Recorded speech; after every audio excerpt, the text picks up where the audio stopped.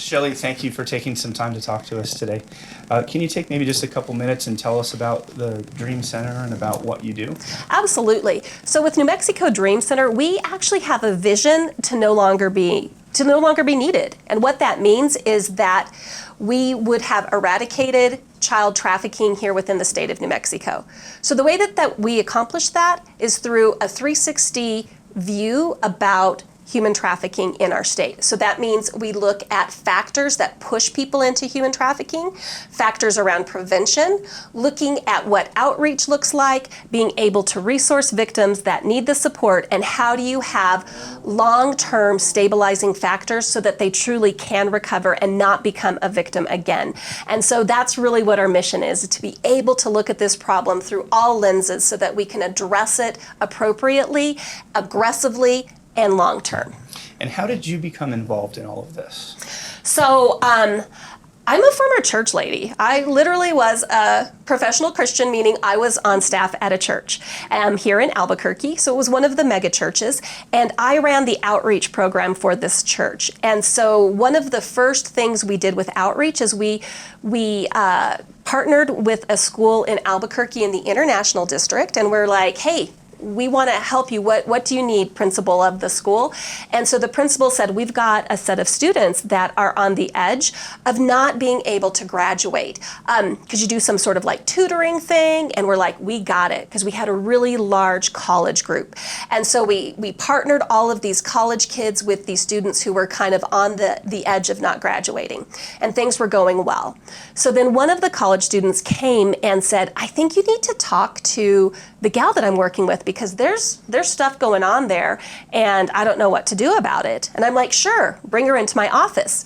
Well, I'd been working with family ministries for like 14 years at this point. And so I felt like I pretty much knew all of the bad stuff that could happen. Like I knew about drugs and pregnancy and abuse and just all of these things that we look at as terrible, but they kind of fall within the normal realm. And so I felt pretty equipped to look at whatever this situation was. What I didn't expect was for a Rwandan refugee to walk into my office and start telling her story of how she survived the genocide by carrying her siblings on her back to the Uganda border, got connected with Catholic Charities, got a sponsor family here in the US, in New Mexico, and then was doing great until she turned 18. And the sponsor family was going to lose their funding that they get for sponsoring a refugee. And so then that family put her in a really difficult situation. And they said, we have found this guy in Detroit who was willing to buy you as a bride, and you can go with him, or we can kick you out of the house. And so she started doing worse and worse in school because she was not giving any sort of choice that was actually livable. And so when she talked about her story, I was like, I think that's illegal in the United States. I'm pretty sure you can't buy people. Let me do some research. And so we looked into it and we contacted law enforcement because we didn't know what to do. She ended up moving into my house with my husband and I for a couple of days because she couldn't go home. When they found out that she had talked with somebody about the situation, she was coerced by her family into, you're now done. You'll never be able to see your siblings ever again. And she was homeless on the street. And so she came and lived with us for a couple of days while we worked through some solutions. So we were able to work with law enforcement and with the family, and we came to, kind of a way to get through the situation. The gal still lives here in Albuquerque. She went to C&M, she graduated, and she's doing well, which is fantastic. But that was when my life trajectory changed, because I realized that stuff was happening within the United States that I had never been aware of, and I needed to look into that. So I started researching human trafficking and the different kinds of ties it had to the United States. And what I realized is that the United States is involved in all aspects of trafficking, which means we receive victims into the United States. We push victims out of the United States into other countries, and we create our own victims within the United States. And then we go on sex tourism trips to other impoverished nations and purchase sex from children in other countries. So every aspect around sex trafficking, the United States is involved in. Wow. And I couldn't know that and not do something about it. And that's... So that's when you decided to get involved, and I believe you founded the Dream Center, right? Yes, so I'm a co-founder. I had started a ministry at the church that I was working with to try to do something, because I'm like, we got to do something. And then in 2016, the Human Trafficking Task Force was founded, and it was kind of a point where I stepped away from ministry at the church and ended up doing this full time. So basically between 2016 and 2018, we worked on founding the Dream Center, and with me coming in as the director in 2018, January of 2018. Okay, 2018, so I'm sure you've gained a lot of knowledge and experience since then. What can you tell us about human trafficking and child trafficking here in New Mexico? So it's important for people to understand that there's a couple of different types of child trafficking that we see here within our state. So we do see the trafficking of foreign national children, children that are being brought over the border into the United States, and we see that in both sex trafficking and labor trafficking, so we see that happening. We also see the trafficking of American-born children right here in New Mexico as well. And so it's important, I think, for people to understand that sex trafficking isn't limited to children who are born in a foreign country. It absolutely happens to our American-born children as well. How prevalent do you think this is? You know, because I talk to a lot of people that, when I've had conversations with them, you know, they almost don't believe this is happening. You know, what would you say to somebody who would have the opinion of, like, you know, I know that happens every once in a while. I don't believe it's that prevalent. It's certainly nothing that we need to, you know, come up with major policy changes or something like that. But that person that, you know, maybe just doesn't see it and so doesn't really believe that it's there, what would you say to that kind of person with that opinion? Sure. I would say it's important for that person to understand the models of recruitment for American-born children, because it looks different here in the U.S. than it does in another country. In another country, you'll see children maybe sold by their parents into trafficking, or you'll see children kidnapped. Those types of things don't happen as often in the United States. I mean, certainly there are kidnappings. It's very rare that those kidnappings are actually trafficking motivated. There might be trafficking that results in it, but that's not generally the initial motivation.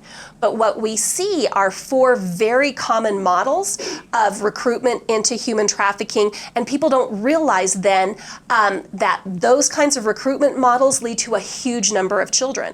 So one of those recruitment models is actually around homeless youth or kids who are in the foster care system. And so when you look at that, I'm going to just break down some numbers for you.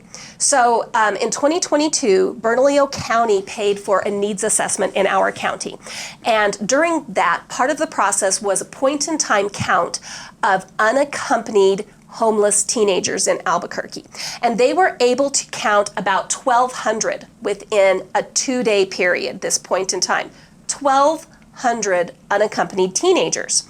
So then they extrapolate from there to say, okay, well, that's one time. We know that that's not all of the kids out there. And so essentially their estimate from this Bernalillo County paid for survey is that it's likely there are between 5,000 and 7,000 homeless teens in Albuquerque within a year. When you look at the numbers for Albuquerque, they talked about Santa Fe. So Santa Fe was absolutely mentioned in this. And the estimate for Santa Fe, sorry about that, was 1,400 to 1,700 homeless teens, unaccompanied homeless teens. Okay, so that's a big number. You're like, well, what does that have to do with human trafficking? Huge number. Let me tell you what it has to do with human trafficking. Kids who are vulnerable on the street do not have the same kinds of resources as adults. That homeless teen cannot get food stamps for themselves. They can't check themselves into a hotel or motel. They most likely do not have a New Mexico ID or driver's license. And so they can't check even into homeless shelters. They have to go to a specific homeless shelter, right? So youth homeless shelters, 2 in Albuquerque, 1 in Santa Fe. You have to have permission to enter those homeless shelters per Children, Youth, and Families Department policy. You have to have permission and be signed in by your parent or guardian. So if you don't have contact with your parent or guardian, you cannot get homeless resources. So what we've done is we've made these barriers for children to be able to even get into resources. But you know who doesn't have barriers for those kids? Our traffickers. In 2017, I worked with 3 young ladies who were between the ages of 19 and 23. All 3 of them had been trafficked as unaccompanied under 18-year-old teenagers. 2 of them had run away from abusive families. 1 had been kicked out by their family and wasn't allowed to return home. All 3 of them had been trafficked from the same corner in Albuquerque, but they all had different traffickers.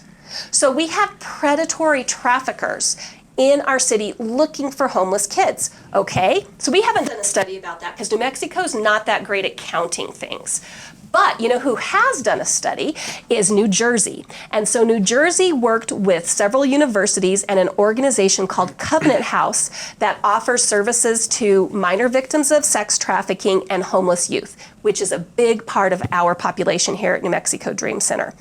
And what they were able to do is they found that 1 in 3 homeless kids end up in a sex trafficking situation that they cannot exit. So that means that trafficker has come in and has been able to pull them into a relationship and they can't exit. And then 1 in 5 will exist by what they would call survival sex, which essentially means that they're doing sex because they have no other way to survive. And that falls under the federal definition of human trafficking. And so if we look at our numbers then in Albuquerque, so that perhaps 5,000 to 7,000 kids. So we do that same kind of mathematical formula of 1 in 3 and 1 in 5. You are looking at 1,000 kids who are being trafficked in Albuquerque. And so when we say that it's small or it's not happening, what we don't realize is it just looks different in the United States than the way it looks in movies. And so it's important for us to know that. It was just on the news this week. Yes. A sex trafficker was arrested trying to traffic, I don't know if it was 3 girls, into Arizona. Right. Exactly. In fact, when we look at that, we have a 24/7 talk and text hotline, and we received a call last week from a gal who was being brought from Canada. And so there were 20 people who were being caravanned from Canada, and they're basically on their way down to Mexico. And they were all indigenous, they were all different ages. And so one of them had been able to get from a restroom, like in a truck stop, the number for the National Human Trafficking Hotline. And so they called that National Human Trafficking Hotline number, and then they got routed to our talk and text hotline because this one girl happened to say, I've got family in New Mexico, I know we're going to go through New Mexico. And so that's how we got involved in that kind of situation. So looking at the case where 3 young people were trying to be trafficked into Arizona, another separate case the same week, essentially coming from Canada, going through the United States to take women down to Mexico or maybe somewhere, maybe the oil fields here in. So we have levels Yes. of organizational structure. We have opportunist groups. Sometimes we have people operating of their own accord. Right. But I would imagine there's a network of this, because this goes from the highest levels to mid to low. Absolutely. And it's interesting to think about how organized the network is in New Mexico. It's very organized, and we know from working with this population that there are some very specific rings and routes that are used. And so we know that Albuquerque is part of a route that includes Denver, Albuquerque, Salt Lake City, Utah, Compton, California. So we know that that's part of the ring. We know that in looking at that, we see another ring that comes up through the border from Mexico and generally will go through like the oil fields right there on the Texas, New Mexico, the Permian Basin, and will come that way. What we've seen is one of the models of trafficking that's huge in New Mexico is gang-related trafficking. When you think of a gang, we've got tons of them we know in New Mexico where we've got like cartel, we've got East and West Coast like Crips and Bloods, and then we've got, you know, the prison-related gangs, neighborhood gangs, like just gangs throughout our state. And gangs, like any other community organization, has to raise money. And so they've traditionally raised money, as you probably know, through the sale of drugs and the sale of arms, the sale of weapons.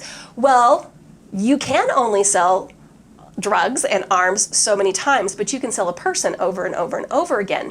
And we have so many young girls who come from just really difficult backgrounds who want to be in a gang, because this is a protective measure. And especially if you're in a neighborhood that is run by a gang, it could be life-saving for you to be involved in that gang.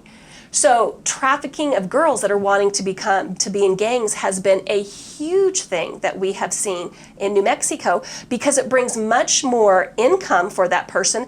There are fewer penalties in our state. You get more time if you traffic drugs or weapons than you do if you traffic a person. And so it is safer for the gang. There is loyalty with the gang. And so we see that this is a way where there's just a huge number of young people being trafficked who have been part of this. The youngest person we've worked with who was trafficked by a gang was 14 years old. Wow. So it happens. Sorry, sometimes I get in my soapbox. No. This is You're good. You're good. This is great. Yeah. We are absorbing all this information. You know, the fact that you can get less punishment from trafficking a human being than you will if you're, you know, doing so many other things. I mean, that's just crazy to me.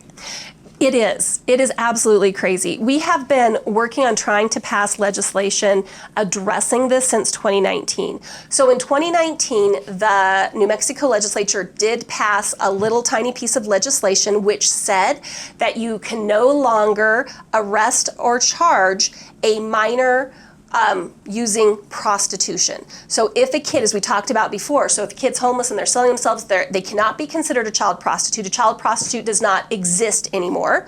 And so that's federal legislation and federal recommendations. And so our state adopted that in 2019.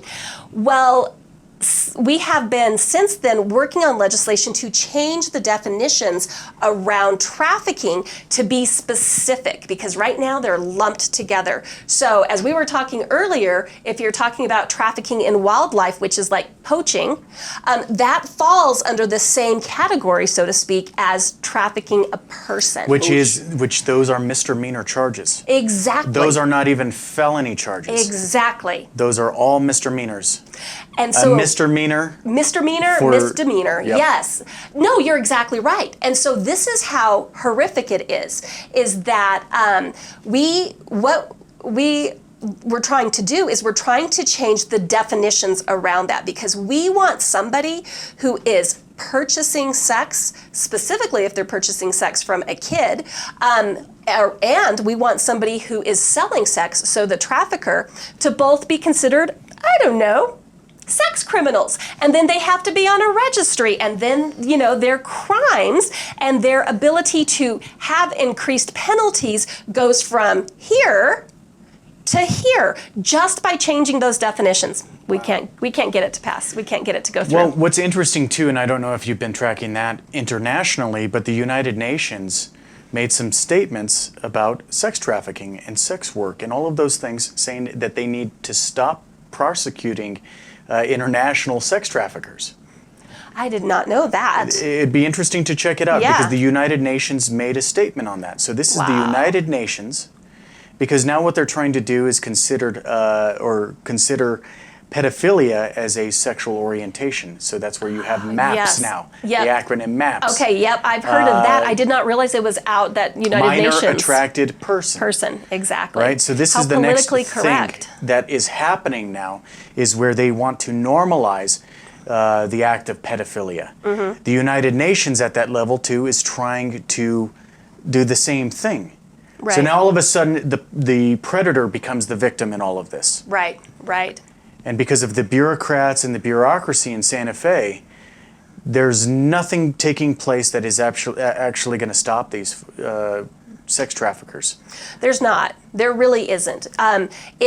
They're not looked for. You know, so can I tell you this story? 100% true story. We had one of our victim advocates a few years ago assist on a law enforcement operation. And so it was multi-law enforcement agencies.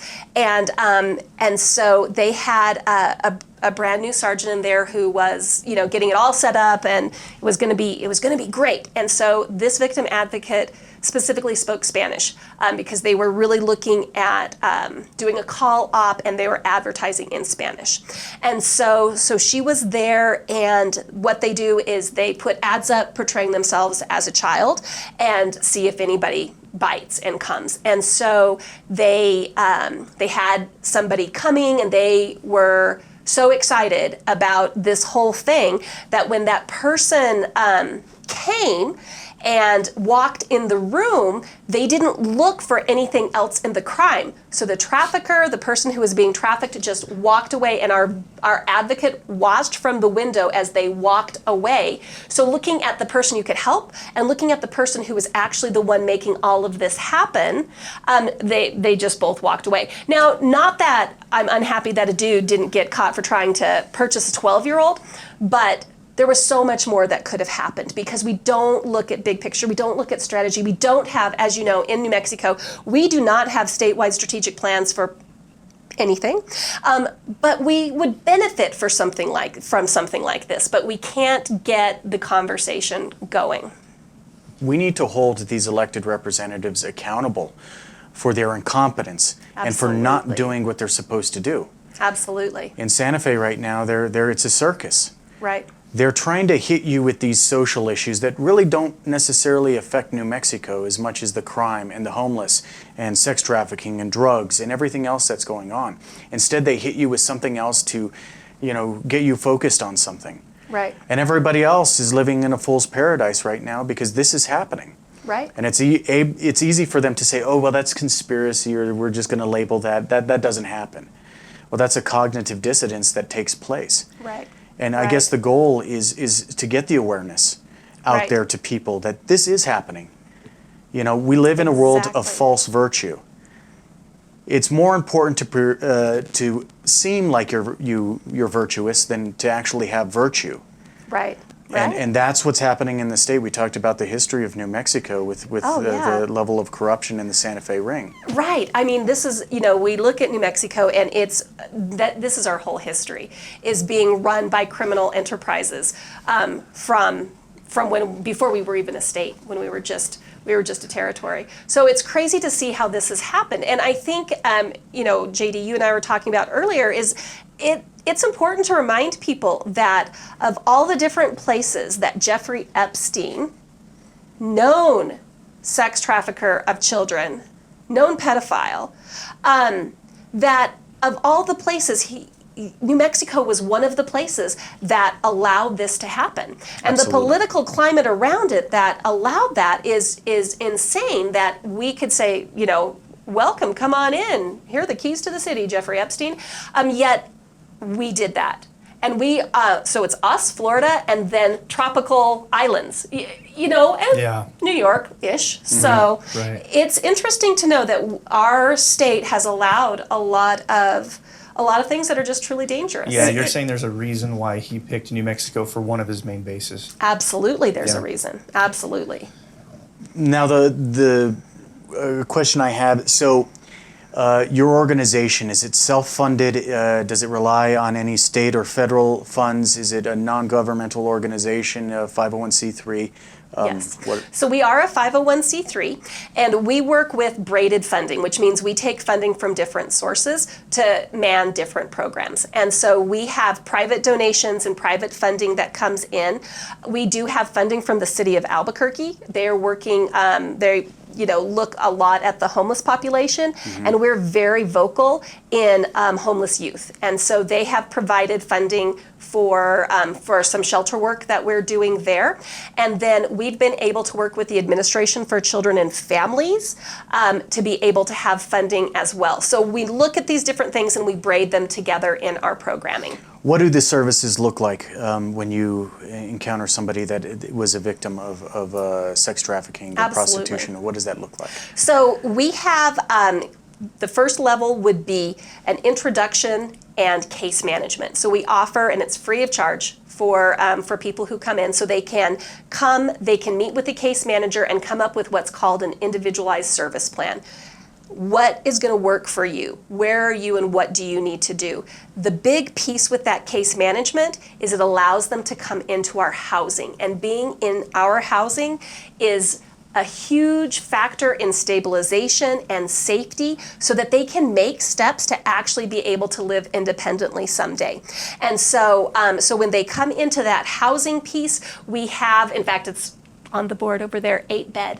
We have a facility with 8 rooms so that we can take 8 people at a time, and it's 24/7 staffed. So that means our case managers are there, our clinician can be there. As well as security? And security. Okay. And so we have security that is there. We, not just physical security with an actual security guard, but we also have security cameras inside, outside, so that we're able to have a safe environment for our folks, for our people.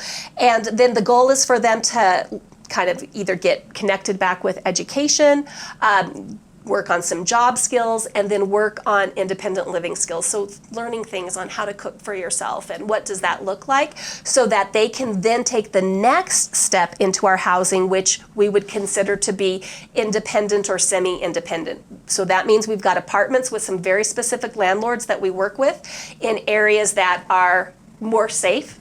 I mean, it's safe is relative, yeah. but more safe. Yeah.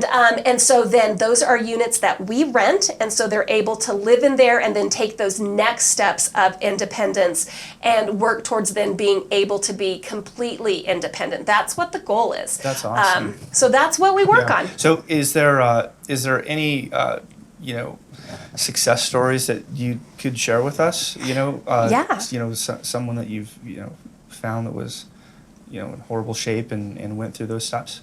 Yeah, absolutely.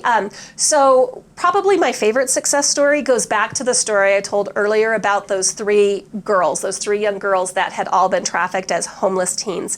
And so 2 of the girls, I'm not sure where they are right now, but one of the girls just has stayed in contact and just stayed in the program, and she worked the program. And so she lives by herself now. She has her own apartment. She has her own dog. She's been able to work to the point where she has her own income. She's not on any sort of subsidized income or subsidized housing anymore in her life. And this is huge. She has a child, and so the child she didn't have custody of immediately because of all the things that were happening, but she has custody of her little guy now, and she's able to be a mama, and we just see beautiful things happening in her life.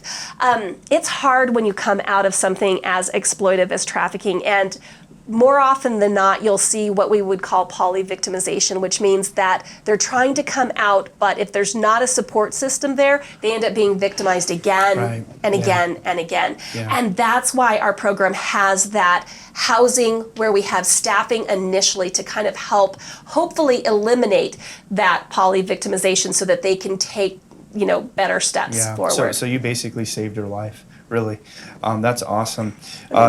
Just back to our community, Santa Fe and Albuquerque have a symbiotic relationship. Absolutely. We're right there. Yep. And, one of the reasons why JD and I are doing any of this is because we've noticed in the last few years, at least as far as Santa Fe is concerned, it just seems like we've seen such a drastic increase in crime, such a drastic increase in homelessness.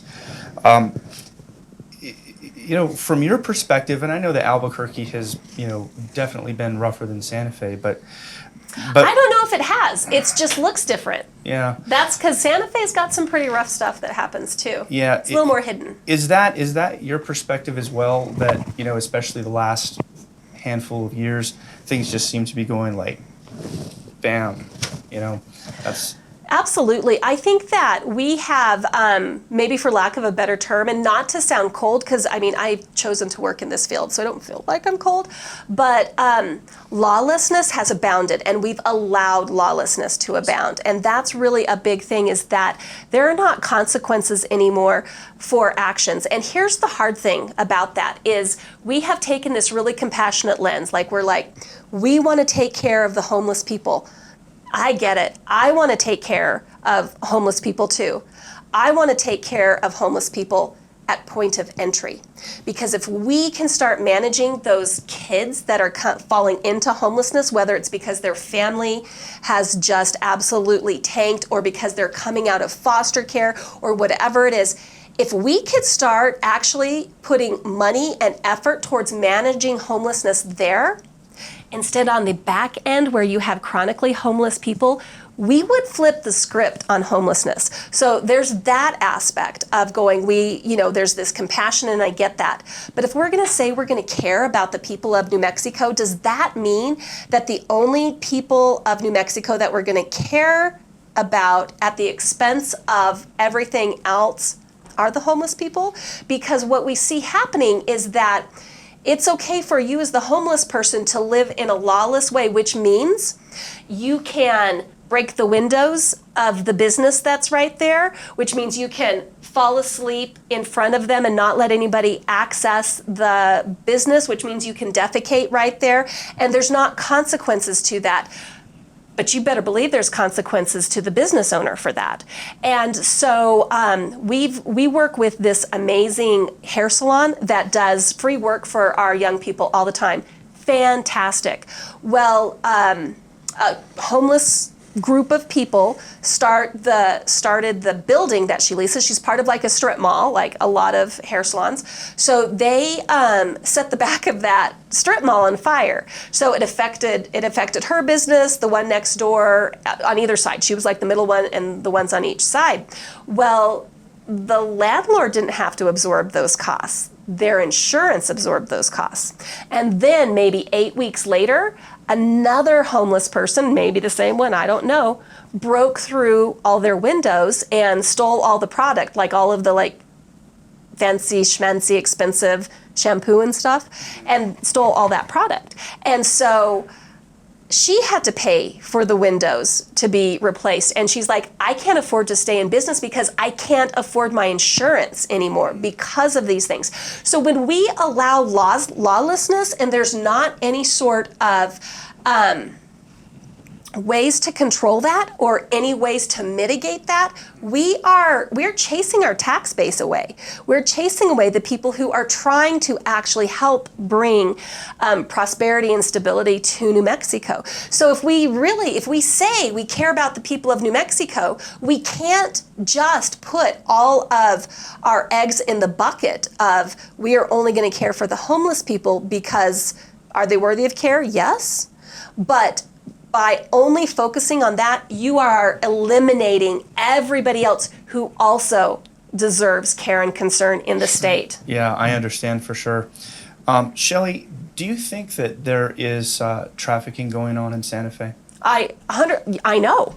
So a couple things. One, there is, so the LifeLink in Santa Fe is a core service agency that you guys have. So they work with behavioral health and homeless people, and they've got a very large housing program there. They have one whole branch dedicated specifically to trafficking, and it's called Sojourners, in case you want to look it up. And so Sojourners specifically cares for trafficking victims, and most of those victims are going to be in Santa Fe. Just like in Albuquerque, we care for trafficking victims that are generally here. That being said, depending on the safety of the situation, we exchange clients all the time because sometimes it's safer for a client who's been trafficked in Santa Fe to come to Albuquerque and then vice versa. And so it does happen in Santa Fe. I absolutely know it's sex trafficking and labor trafficking. both of those things happen throughout Santa Fe. There is, in fact, point of entry in Santa Fe, and you might want to edit this out because I don't know how much it's going to mean. And just to go back really quick, when you were saying what's happening with bad policies, it creates a protected class. Correct. So it creates a protected class of homeless where they cannot be arrested or harassed by law enforcement, as well as it creates a protected class for criminal. Yes. And then meanwhile, you have the middle class here who's constantly taking the burden of all of it. Exactly. And then above that, the next protected class is the elites, the politicians, the rich. And right now, the middle class is, and you said, they're the ones that are the backbone of our local economy, and they're starting to pick up and leave the state. Right. Because Absolutely. they can't afford it. APD, a friend of mine, her tattoo shop was broken into, and it took quite some time to get there. And then when they did, they actually fined her because she had an alarm system that she didn't pay some kind of registry with the city of Albuquerque. Yep. The city of Absolutely. Albuquerque is now making the business owners pay for overtime Yep. for a lot of their officers. So it's at the burden of the taxpayers and the community when it comes to this. Right. And these bad policies have created by default a protected class. They absolutely have. Yeah, absolutely. They absolutely have. And it's, we had an event here with, that was an imminent danger event with one of our youth that came in that, had gotten really violent. It took 2.5 hours for APD to respond to a known center where young people are, with a call saying we have imminent violence, like imminent danger of death, of life and limb, and it took 2.5 hours for APD to respond to that. And part of it is, again, we are in like the southeast corner, so there's a lot of stuff that happens, and it's not safe for our citizenry. We don't have enough officers. They're not fully funded, and so it makes it really, really challenging in a lot of different ways. And I think you said it so much better than me, in that it absolutely is those who are small business owners that are working the regular jobs that are paying the price for all of this. I think about, and I know y'all are from Santa Fe, but Albuquerque just spent like $15 million on redoing a park right over here, really close to our area. And so they totally redid it, all these beautiful ball fields. Previous to them investing in this, it was becoming one of the main hubs for homelessness.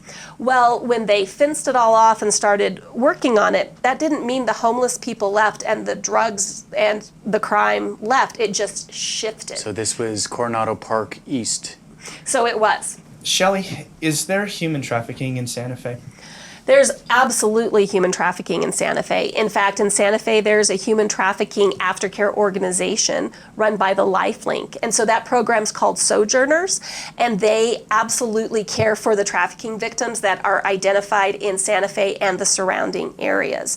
But it's not only just sex trafficking, there is also labor trafficking. We've had domestic servitude victims that have been identified in Santa Fe, so working with wealthier families out there, and they are kept and they are held in people's houses.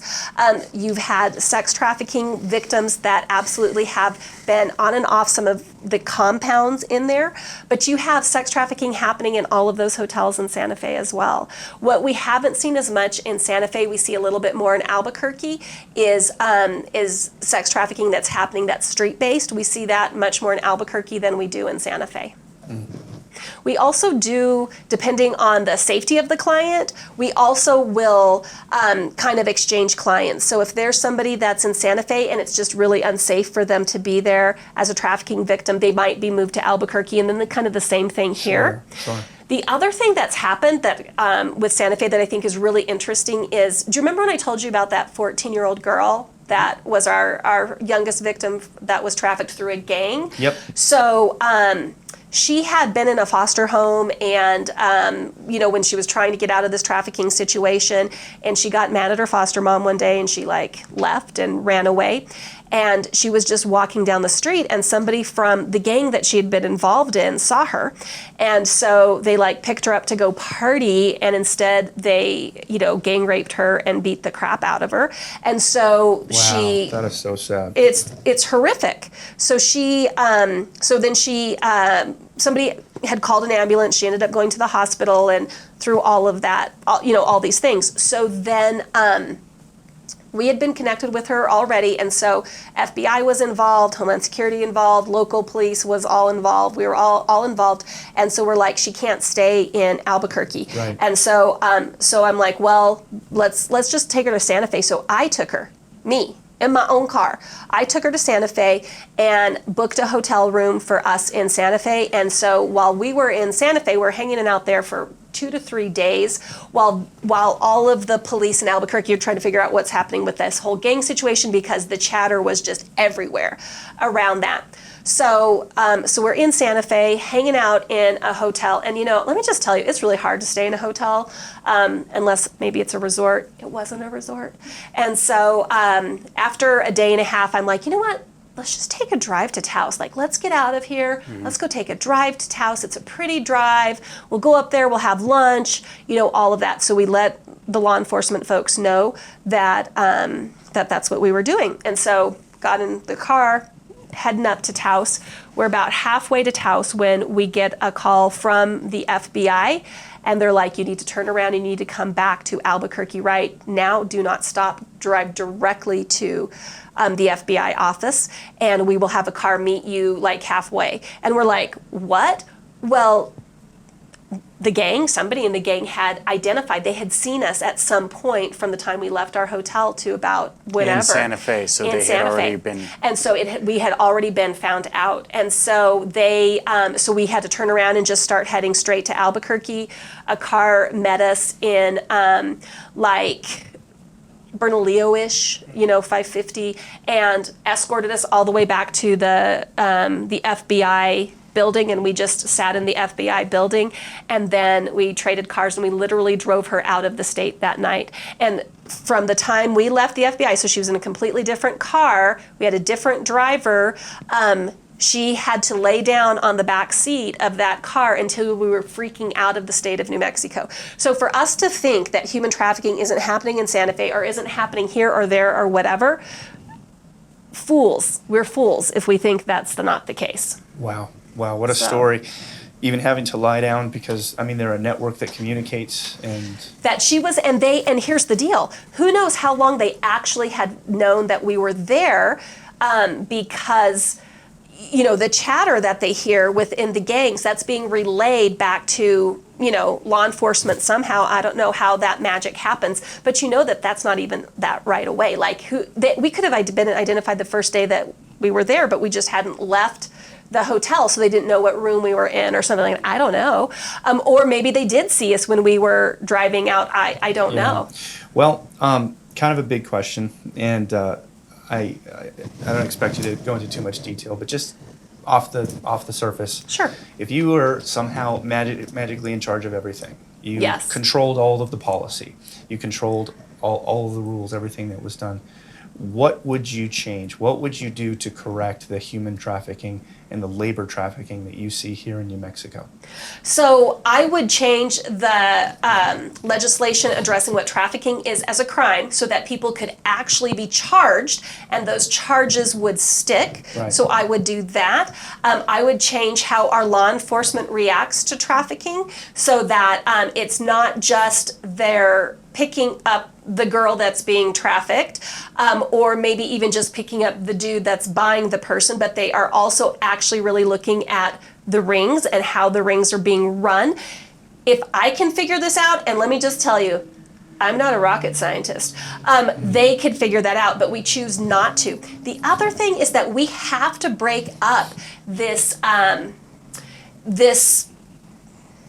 system we have in New Mexico that if you know the right person, it's okay. You can just get away with anything and everything. So that whole patron system has to end in our state. We will not ever thrive if we continue to say that there are no consequences because you know somebody. So I would say those would be some of the high-level things that absolutely have to happen around human trafficking within the state of New Mexico. So I think I counted 3 main things right there. So to you, those 3 things is where you'd start. That's where I'd start. Okay. Absolutely.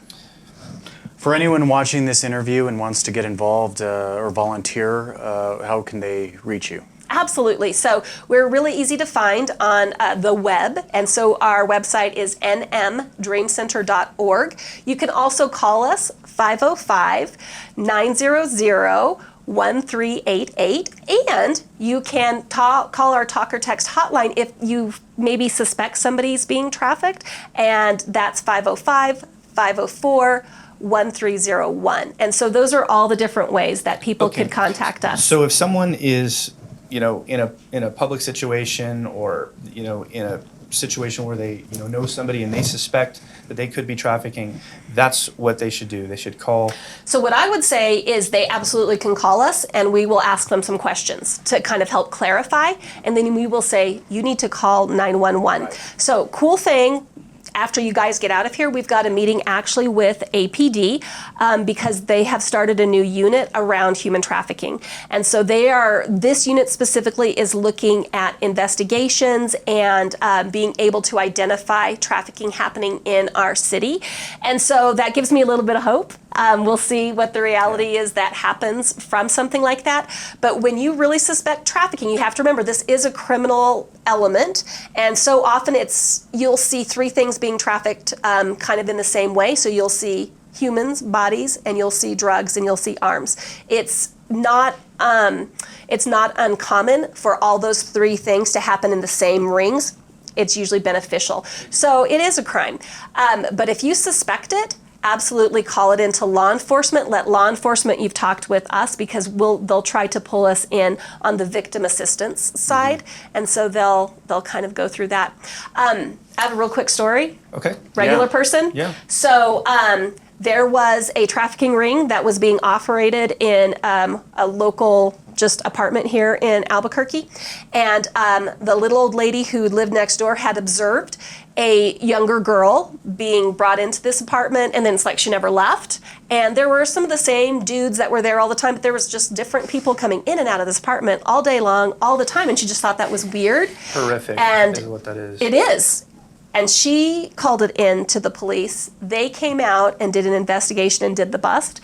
And that little old lady disrupted an international trafficking ring that was happening in the apartment next to her, because she was like, that's weird, that doesn't look right. And it was essentially a Middle Eastern ring that was trafficking American children in the apartment right next to her. So the reason I say that is because when people know and people look and they observe, this is how we can stop it. It's not just me, it's all of us. Yes. I have one more question for you. What do you see for the future of the Dream Center? Where are you wanting to grow? So we are working really hard on enhancing children's programming. So basically what we want to do is we want to have an integrated system with the child welfare department, with schools, so that we're able to identify earlier and being able to provide services more comprehensively. And then for those children who are trafficked and are able to return home, man, when you've got a kid that's been through something like that, that kid's changed. And so offer support around parents or grandparents or family who's caring for them, so they can care for them well. We absolutely offer services to children, but those services are really limited. Our child welfare department has a lot of growth to go as well. So what we see is really being able to focus on children and provide those kinds of services and resources. Okay, that's awesome. JD, do we have anything else, or are we forgetting? Other than, we'd like to thank you. Thanks for having me Because on of today. what you're doing. Oh, I mean, what you are doing is needed. I mean, it's a purpose, it's a path, and you're helping people, and you're making a difference. Thank and you. if we had more people that, were doing the things that you are doing, then we could eradicate this. We're working at it. So That's thank the you. vision. Yes. Someday no longer want to be needed. Yes, absolutely, definitely. Thank you, and hats off to you. Thank you guys for allowing me the chance to talk about this today. Thank I appreciate you. it. Yeah. Thanks. All right, Shelley. All right. Thanks. Thank you so All much. right. It was wonderful to meet you. I'm going Yeah. to need your number because Yes. I want to volunteer and then I want to get involved Absolutely. in whatever way I can. Okay. Especially from the Santa Fe standpoint and then Yeah. also here too. Yeah, absolutely. Because I really want to start Yeah, absolutely. doing something. There's, That's well, awesome. even when you were talking about like